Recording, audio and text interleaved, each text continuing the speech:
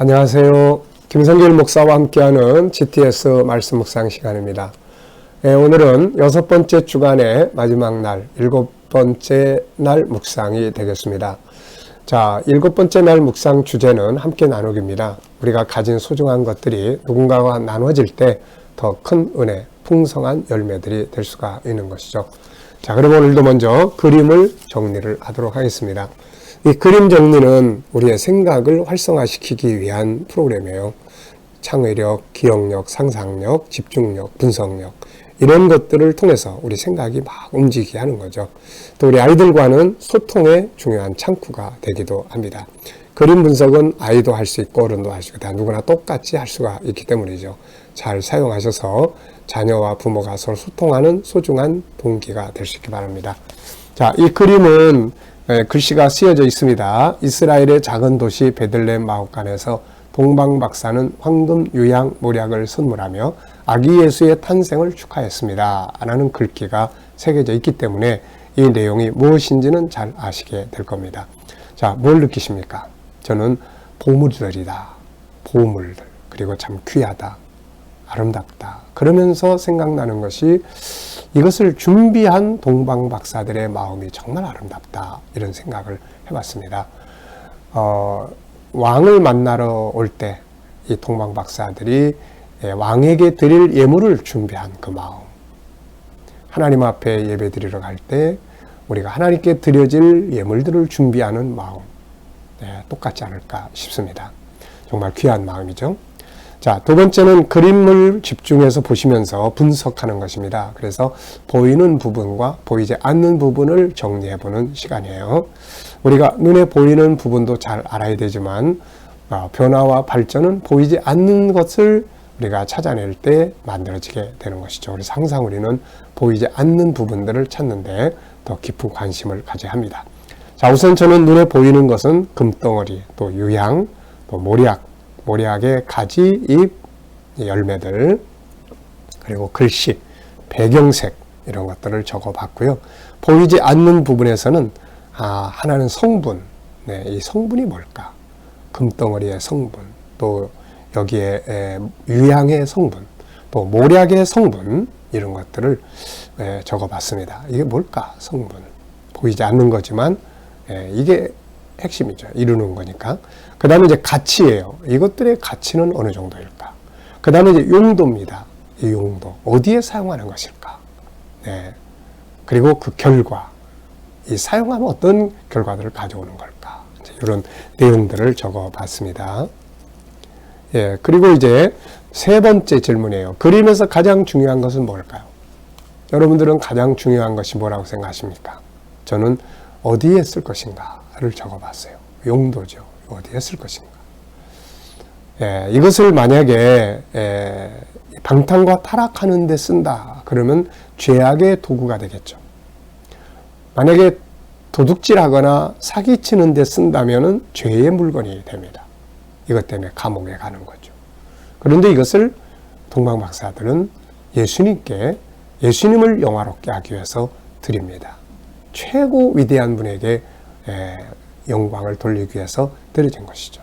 하나님의 나라를 위해서 이런 것들을 사용한다면 이것은 보물이 되는 거죠. 용도입니다. 자, 네 번째는 이제 그림을 보고 떠오르는 이야기나 또 상상, 기억력을 강화시키는 프로그램이에요. 이걸 볼 때마다 우리는 우선 창세기부터 요한계시록까지를 한번 쭉 음미해 보시기 바랍니다. 그리고 또 하나는 내 인생의 삶 속에서 이게 그림과 어떤 관계가 있는 것들이 있는지 한번 생각해 보시기 바랍니다. 그러면 이 코너를 통해서 성경도 내 인생도 한번 쭉 점검해 볼 수가 있게 되는 거죠. 자, 저는 5가지를 적었습니다. 첫째는 마태복음 2장의 동방박사들의 예물, 동방박사들의 예물을 적어봤고요. 두 번째는 하나님께 드려진 예수님의 제물. 예수님은 에베소 5장을 보면은 하나님이 기뻐하시는 향기로운 제물로 자신을 바쳐드렸다. 이렇게 말씀합니다. 참 소중한 제물이죠. 자, 세 번째는 마리아의 옥합도 떠오르고요. 네 번째는 이 금을 보면서 하늘의 새 예루살렘 성이 떠오르기도 합니다. 하늘의 새 예루살렘 성은 금으로 만들어졌으니까요. 자, 다섯 번째는 내 인생에서 가장 아름다운 보물은 무엇인가를 한번 생각을 해봤어요. 내 인생에서 가장 소중한 보물. 여러분의 인생에서는 가장 소중한 보물이 무엇인가요? 가족도 보물이고, 재능도 보물이고, 사명도 보물이고, 또 물질도 보물이고, 시간도 보물이고, 또 다 보물이에요. 그런데 이 많은 보물들 중에서 한 가지만 선택을 해야 된다라고 한다면은 저는 예수 믿는 믿음을 선택하지 않을까, 그렇게 좀 생각을 해봐요. 왜냐면 그게 제일 중요하니까요. 자, 여러분들에게 인생에서 가장 소중한 보물이 있다면 뭘까요? 한번 생각해 보시기 바랍니다. 자, 다섯 번째 코너는 이제 과거, 현재, 미래를 상상해 보는 것이에요. 이 그림을 가운데 두시고 금, 유향, 모략을 가운데 두고 앞에는 어떤 그림, 뒤에는 어떤 그림 그릴 수 있을까요? 우선 앞에는 동방 박사들이 처음 출발할 때 그들이 이런 이야기를 나누지 않았을까? 우리 왕을 만나러 가는데 무엇을 예물로 드려야 되지? 네, 뭘 드려야 될까? 그래서 자네는 뭘 준비했어? 자네는 뭘 하고 싶어? 나는 이걸 준비하고 싶어. 그래서 세 사람이 이렇게 금, 유향, 모략을 준비를 한 것 같습니다. 그 그림 그려보고 싶고요. 그리고 현재 요거, 그 다음에 다음 그림은 박사들이 예수님께 이 세 가지 예물을 드리는 행복한 모습을 그려볼 수 있을 것 같습니다. 자, 이것은 우리의 인생 역시 과거, 현재, 미래를 점검해보는 그런 코너예요. 그래서 과거의 내가 오늘의 나를 만들었고, 어떠세요? 오늘의 나의 삶은 만족스러운가요? 마음에 드십니까? 그렇다면은 지난날에 내가 뭔가를 좀 더 잘 준비했더라면 오늘의 삶을 좀 바꿀 수 있잖아요. 그렇다면 이제 다음의 내 삶, 앞으로 1년 뒤, 5년 뒤, 10년 뒤 어떤 삶을 살고 싶으신가요? 한번 좀 생각해 보시면서, 그렇다면 내가 지금 이렇게 살아도 되는지 아니면 뭔가 조금 바꿔야 되는지 한번 좀 생각해 보시면 되겠습니다. 자, 그럼 오늘도 우리 본문 말씀을 다 같이 읽어 보겠습니다. 마태복음 2장 1절로 12절입니다. 헤롯 왕 때에 예수께서 유대 베들레헴에서 나심에 동방으로부터 박사들이 예루살렘에 이르러 말하되 유대인의 왕으로 나신 이가 어디 계시냐? 우리가 동방에서 그의 별을 보고 그에게 경배하러 왔노라 하니 헤롯 왕과 온 예루살렘이 듣고 소동한지라. 왕이 모든 대제사장과 백성의 서기관들을 모아 그리스도가 어디서 나겠느냐 물으니 이르되 유대 베들레헴이오니 이는 선지자로 이렇게 기록된 바 또 유대 땅 베들레헴아 너는 유대 고을 중에서 가장 작지 아니하도다. 내게서 한 다스리는 자가 나와서 내 백성 이스라엘의 목자가 되리라 하였음이니이다. 이에 헤롯이 가만히 박사들을 불러 별이 나타난 때를 자세히 묻고 베들레헴으로 보내며 이르되 가서 아기에 대하여 자세히 알아보고 찾거든 내게 고하여 나도 가서 그에게 경배하게 하라. 박사들이 왕의 말을 듣고 갈새 동방에서 보던 그 별이 문득 앞서 인도하여 가다가 아기 있는 곳 위에 머물러 서 있느니라. 그들이 별을 보고 매우 크게 기뻐하고 기뻐하더라. 집에 들어가 아기와 그의 어머니 마리아가 함께 있는 것을 보고 엎드려 아기께 경배하고 보배 앞을 열어 황금과 유향과 모략을 예물로 드리니라. 그들은 꿈에 헤롯에게로 돌아가지 말라 지시하심을 받아 다른 길로 고국에 돌아가니라. 아멘. 자, 어제와 오늘 감사한 일들 적어 보시기 바랍니다. 어제 감사한 일들은 무엇이고 또 오늘 감사한 일들은 무엇인지 한번 적어 보십시오. 자, 1번입니다. 본문 전체에서 긍정적인 부분, 긍정적 단어, 희망과 감사의 단어들을 찾아서 적어보는 시간이에요. 이것을 하는 이유는 우리가 사는 세상은 항상 모든 일에 부정적인 면과 긍정적인 면이 함께 있습니다. 그런데 긍정적인 면을 보는 사람들은 희망을 가질 수 있지만 부정적인 면을 계속 보는 사람들은 항상 절망적인 상태에 빠지게 쉽죠. 사람을 볼 때도 단점만 보는 사람과 장점을 찾는 사람이 차이점이 있지 않습니까? 그래서 이 긍정적 부분 그리고 이 희망적인 부분을 찾는 이런 데 아주 익숙해져야 돼요. 그래야 어떤 어려운 환경 속에서도 희망적인 부분을 찾아서 이길 수가 있습니다. 자, 오늘 본문에서는 긍정적 단어, 희망을 주는 단어들 있죠.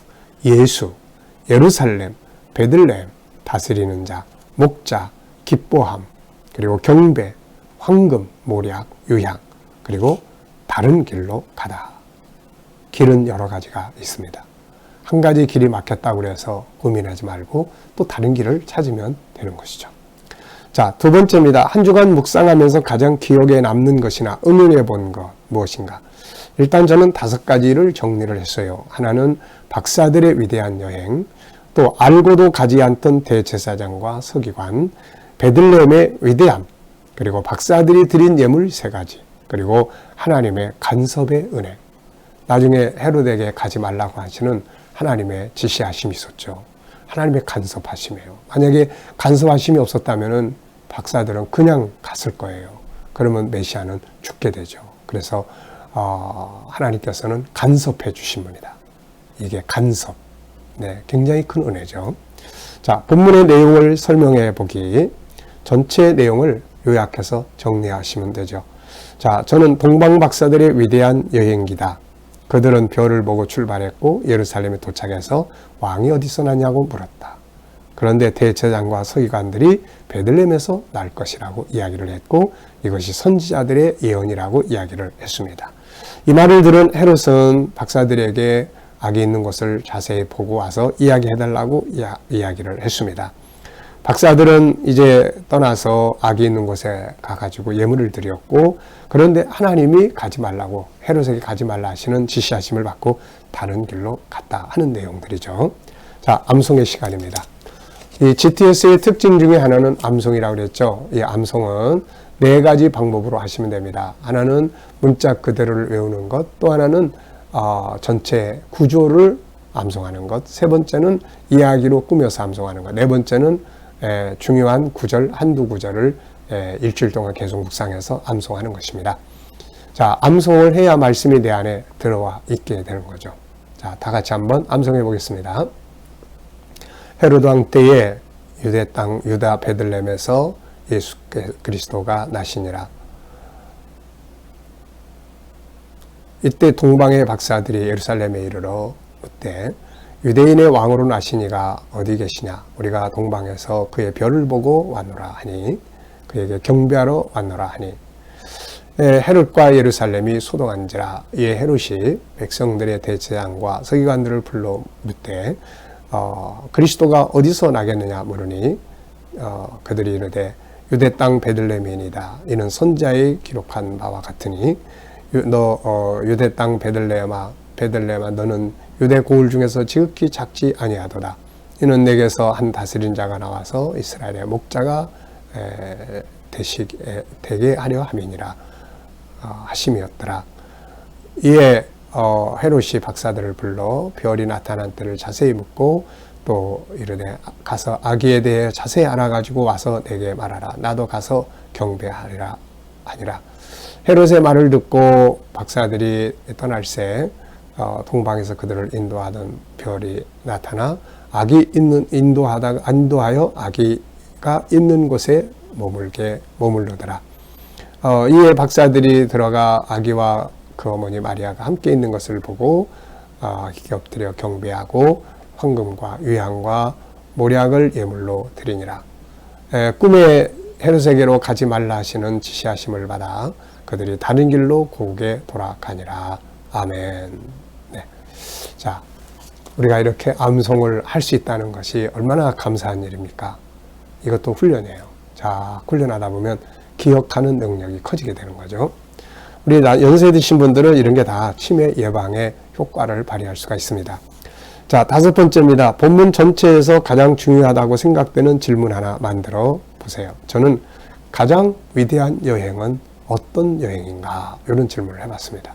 세상에는 많은 여행이 있어요. 어려서부터 뭐 수학여행도 있고 소풍도 있고 또 뭐 해외여행도 있고 뭐 다양한 여행이 있는데 그 중에서 가장 위대한 여행, 예수님 만나는 여행이죠.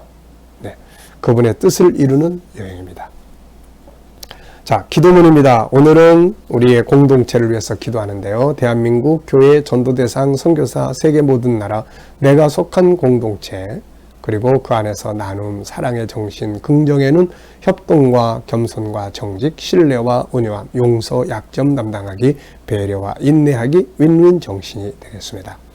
자, 옆부분 보시면은 이제 소그룹 모임 때 나누라고 하는 내용이 있죠. 1번, 2번 함께 나누시고 3번은 내용 정리입니다. 자, 내용 정리 두 가지를 우리가 살펴보죠. 첫째, 동방 박사들이 주는 교훈입니다. 이 사람들은 메시아에 대한 이야기를 어디서 들었을까? 다니엘서를 보면 당시 다니엘이 바벨론의 박수 술개 우두머리가 되었다고 했는데, 다니엘은 메시아 탄생의 예언을 잘 알고 있던 사람이죠. 따라서 그를 통해서 듣고 전해져서 이들에까지 전해질 수도 있고, 또 당시에 포로로 잡혀갔던 많은 유대인들이 있었죠. 그들은 선지자들의 예언을 통해서 메시아가 오신다는 걸 알고 있었습니다. 그들에 의해 자연스럽게 동방 박사들 역시 메시아의 탄생을 알고 있었을 것이다, 이렇게 생각합니다. 자, 먼 거리의 여행을 떠난 이유는 무엇인가요? 이들이 살던 곳에서 예루살렘까지 거리는 약 3,000여 킬로미터다, 이렇게 이야기를 합니다. 대부분의 신앙인들은 예수님을 믿을 때 그분을 통해서 뭔가를 얻고자 하죠. 그런데 동방 박사들은 그분을 만나고 싶어 했고, 만나서는 자기들이 준비한 가장 소중한 보물들을 드리고 갑니다. 그들이 예수님을 찾아온 것은 뭔가를 받고자 하는 게 아니라 드리고자 함이었죠. 이런 자세를 우리도 배워야 합니다. 나는 그분에게 무엇을 드리면서 살고 있는가? 두 번째는 대제사장들과 서기관들이 주는 교훈인데요. 대제사장들과 서기관들은 인류의 구세주가 어디에서 태어날 것인지를 선지자들의 예언을 통해서 이미 알고 있었습니다. 그런데 그들은 메시아를 만나러 가지 않았어요. 이유가 무엇이었을까요? 아마도 자기들의 기득권 때문일 수도 있고, 그것이 귀찮은 일이기 때문일 수도 있습니다. 결국 알고 있었지만 멸망으로 간 자들이 되고 말았죠. 알고 있는 것과 행동으로 옮기는 것은 엄청난 차이가 있습니다.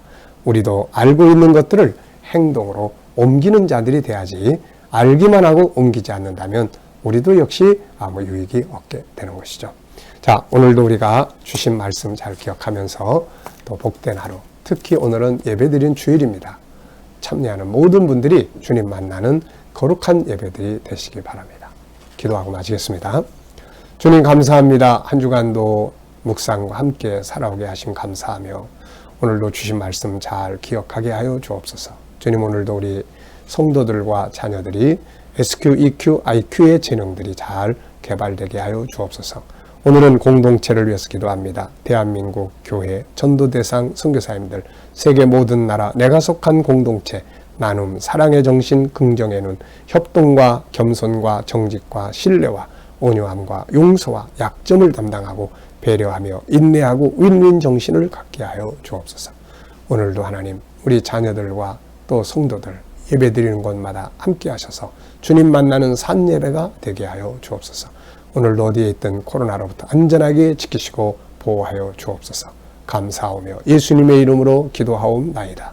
아멘.